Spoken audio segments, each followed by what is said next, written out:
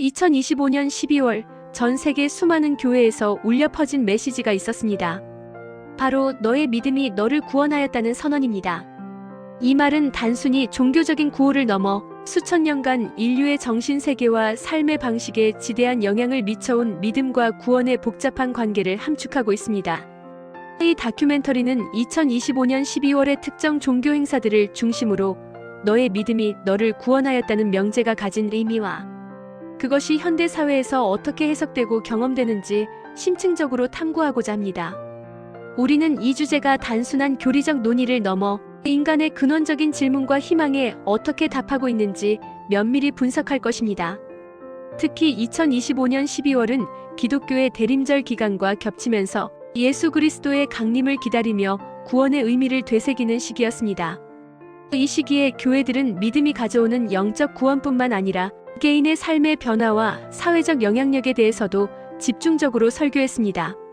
여러 웹 검색 결과에서 나타났듯이 이 기간 동안 수많은 설교와 예배, 실황에서 믿음을 통한 구원이 핵심 주제로 다루어졌음을 확인할 수 있습니다. 이러한 현상은 단순한 종교적 열기를 넘어 당시 사회가 안고 있던 다양한 문제들에 대한 영적인 해답을 찾으려는 대중의 간절한 열망을 반영하는 것이기도 했습니다. 전 세계적인 팬데믹의 여파와 경제적 불안정, 그리고 사회적 불확실성이 지속되는 가운데 사람들은 위로와 희망, 그리고 구체적인 삶의 변화를 갈구했습니다. 너의 믿음이 너를 구원하였다는 메시지는 이러한 시대적 배경 속에서 더욱 강력한 울림을 가졌던 것입니다. 이는 단지 과거의 종교적 사건을 회고하는 것이 아닙니다. 2025년 12월의 기록들은 믿음이 현대인들에게 어떤 의미를 부여하고 절망의 순간에 어떻게 희망의 빛을 던져주는지를 생생하게 보여줍니다. 죄사함과 영원한 생명이라는 추상적인 개념을 넘어 믿음이 개인의 가치관을 형성하고 공동체의 연대감을 강화하는 구체적인 힘으로 작용하는 과정을 목격할 수 있었습니다. 믿음은 단순히 초월적인 존재에 대한 맹목적인 신뢰가 아니라 개인의 내면을 변화시키고 행동을 촉발하는 강력한 동기가 됩니다. 예를 들어 용서와 사랑, 겸손과 희생과 같은 가치들은 믿음의 실천을 통해 구체화되며 이는 개인의 삶뿐만 아니라 주변 사람들에게도 긍정적인 파급 효과를 가져옵니다.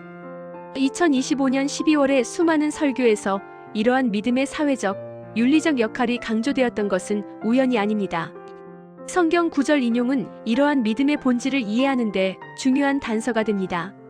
신약 성경에 기록된 수많은 이야기들은 믿음의 힘을 증언하며 병든 자를 치유하고 죽은 자를 살리는 기적들이 바로 이 믿음에서 비롯되었음을 강조합니다.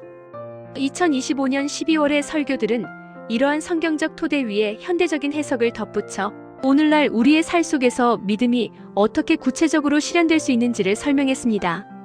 예를 들어 야고보서 2장 17절의 행함이 없는 믿음은 그 자체가 죽은 것이라는 구절은 믿음이 단순한 사변적 동의가 아니라 행동으로 나타나야 함을 역설합니다.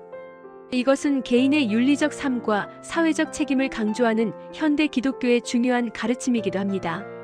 이는 단순히 교회의 울타리 안에서만 적용되는 원리가 아닙니다. 직장, 가정, 사회 공동체 등 삶의 모든 영역에서 믿음이 있는 자는 그 믿음에 합당한 선한 영향력을 행사해야 한다는 깊은 통찰을 담고 있습니다. 2025년 12월의 메시지들은 이러한 실천적 믿음이 바로 개인과 사회를 구원하는 길임을 명확히 제시했습니다.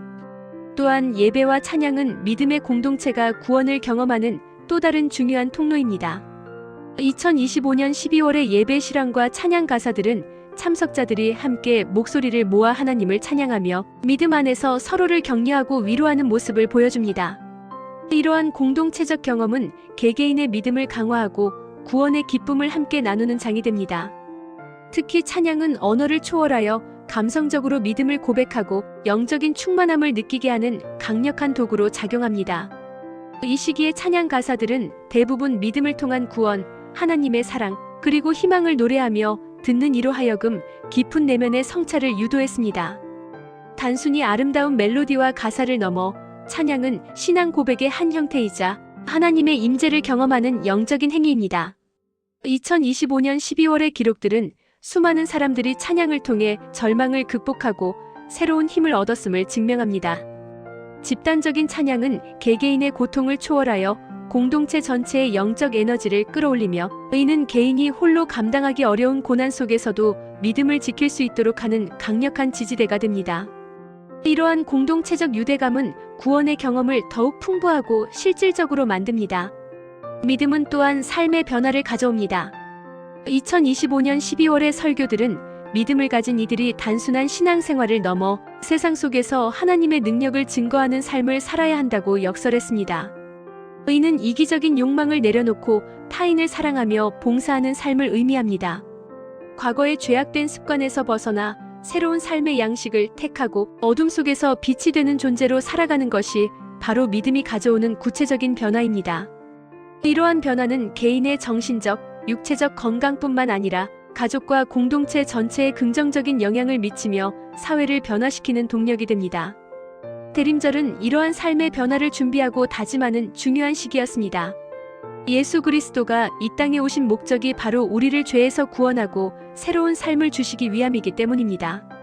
대림절 기간 동안 신도들은 자신의 삶을 성찰하고 믿음 안에서 더욱 온전한 존재로 거듭나기를 간구했습니다. 이 변화는 단순히 내면적인 것에 그치지 않고 외부로 표출되어 세상을 밝히는 등대와 같은 역할을 합니다. 한 개인이 믿음으로 변화될 때 그 변화는 파문처럼 퍼져나가 주변의 가족, 친구, 동료들에게 영향을 미칩니다. 이처럼 2025년 12월에 울려 퍼진 너의 믿음이 너를 구원하였다는 메시지는 단순한 종교적 선언을 넘어 인간 존재의 근원적인 질문인 삶의 의미, 고통의 극복, 그리고 궁극적인 희망에 대한 답변을 제시합니다. 이 메시지는 개인의 내면을 변화시키고 나아가 사회 전체에 긍정적인 영향을 미치는 강력한 힘을 지니고 있음을 우리는 2025년 12월의 기록들을 통해 확인할 수 있습니다. 다큐멘터리의 다음 장에서는 이러한 믿음이 구체적인 개인들의 삶 속에서 어떻게 작용했는지 몇 가지 사례를 통해 더욱 깊이 탐구해 볼 것입니다. 특정 개인들의 신앙 간증은 믿음이 단지 추상적인 개념이 아니라 실제 삶을 변화시키는 살아있는 힘임을 증명합니다. 예를 들어 중병을 앓던 이가 믿음으로 병마와 싸워 이겨내고 기적적으로 회복된 이야기, 혹은 깊은 절망 속에서 모든 것을 포기하려던 순간 믿음을 통해 새로운 희망과 삶의 의미를 찾고 완전히 다른 인생을 살게 된 사람들의 이야기는 너의 믿음이 너를 구원하였다는 메시지가 가진 실제적인 힘을 보여주는 구체적인 증거가 될 것입니다. 이러한 간증들은 믿음이 가진 치유와 회복 그리고 재창조의 능력을 생생하게 드러내며 많은 이들에게 영감과 용기를 주었습니다. 이러한 이야기들은 2025년 12월의 설교들이 단순히 교리적인 내용을 전달하는 것을 넘어 실제 삶 속에서 믿음의 역사를 이루어내고 있음을 방증합니다. 또한 믿음이 공동체 안에서 어떻게 연대와 사랑을 만들어내는지도 중요한 관찰 대상입니다. 교회 공동체는 믿음 안에서 서로를 돌보고 어려움을 겪는 이웃에게 도움의 손길을 내미는 역할을 수행합니다. 2025년 12월에도 수많은 봉사활동과 나눔의 실천들이 이루어졌으며 이는 믿음이 개인의 구원을 넘어 사회적 구원으로 확장되는 중요한 사례들을 제시합니다. 즉 믿음은 개인의 내적 평화를 가져올 뿐만 아니라 공동체 전체의 복지를 증진시키는 윤리적 동기가 되는 것입니다. 이러한 활동들은 단순히 물질적인 지원에 그치지 않고 정서적인 지지와 영적인 위로를 제공함으로써 소외된 이웃들에게 희망을 선사했습니다. 재난지역 복구, 소외계층 지원, 취약, 아동 교육 등 다양한 분야에서 이루어진 봉사는 믿음이 사회적 책임감을 고취하고 실천적인 사랑으로 구현될 수 있음을 명확히 보여주었습니다. 이러한 공동체적 실천은 구원의 개념을 개인의 영혼 구원에 국한하지 않고 사회 전체의 고통을 경감하고 정의를 실현하는 포괄적인 의미로 확장시키는 데 기여했습니다. 이러한 봉사활동은 언론을 통해 널리 보도되었고 종교가 사회에 긍정적인 영향을 미칠 수 있음을 다시 한번 입증하는 계기가 되었습니다. 이러한 관점에서 볼 때 2025년 12월에 있었던 너의 믿음이 너를 구원하였다는 메시지의 확산은 현대 사회에서 종교가 여전히 강력한 영향력을 행사하고 있음을 보여주는 중요한 증거입니다. 물질주의와 개인주의가 팽배한 시대 속에서 많은 사람들이 영적인 갈증을 느끼며 믿음 안에서 진정한 삶의 가치를 찾고자 합니다.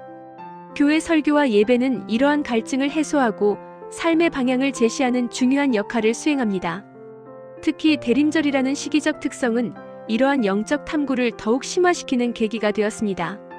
예수 그리스도의 탄생을 기념하고 구원의 의미를 묵상하는 이 기간 동안 많은 이들이 자신의 신앙을 재확인하고 새로운 결단을 내렸습니다.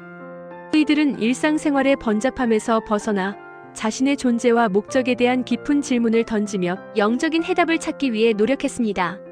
이러한 영적 각성 운동은 단순히 기독교인들에게만 국한되지 않고 종교를 초월하여 많은 사람들에게 삶의 의미를 되돌아보게 하는 계기를 제공했습니다. 미디어는 이러한 현상을 주목하며 다양한 시사 프로그램과 다큐멘터리를 통해 믿음이 현대 사회에 미치는 영향에 대해 심도 있게 다루기도 했습니다. 결론적으로 2025년 12월에 전해진 너의 믿음이 너를 구원하였다는 메시지는 단순한 종교적 외침이 아니었습니다. 그것은 개인의 내면을 변화시키고 삶의 방향을 재정립하며 나아가 공동체 전체에 긍정적인 영향을 미치는 다차원적인 힘을 가진 선언이었습니다. 이 다큐멘터리는 그 당시의 기록과 증언들을 통해 믿음이 어떻게 현대인들에게 구원의 희망을 제시하고 삶의 의미를 부여하는지를 객관적이고 침착한 시선으로 조명하고자 합니다. 너의 믿음이 너를 구원하였다는 메시지는 단순히 종교적인 맥락을 넘어 인간이 살아가면서 겪는 고난과 역경 속에서 내면의 힘을 발견하고 절망을 희망으로 바꾸는 보편적인 진리를 담고 있습니다. 이는 시대를 초월하여 모든 인류에게 적용될 수 있는 강력한 메시지이며 앞으로도 계속해서 많은 사람들의 삶에 지대한 영향을 미칠 것입니다. 결국 너의 믿음이 너를 구원하였다는 말은 2025년 12월을 넘어 오늘날 우리에게도 여전히 유효한 강력한 메시지로 남아 있습니다. 이 메시지가 다음 세대에도 계속해서 인류의 정신적 지주가 될 수 있을지는 우리의 지속적인 탐구와 실천에 달려 있을 것입니다. 우리는 이 메시지가 단순한 구호를 넘어 실질적인 삶의 변화와 사회적 구원으로 이어질 수 있도록 끊임없이 노력해야 할 것입니다. 이러한 노력이야말로 진정한 의미의 구원을 이 땅에 이루는 길임을 기억해야 합니다.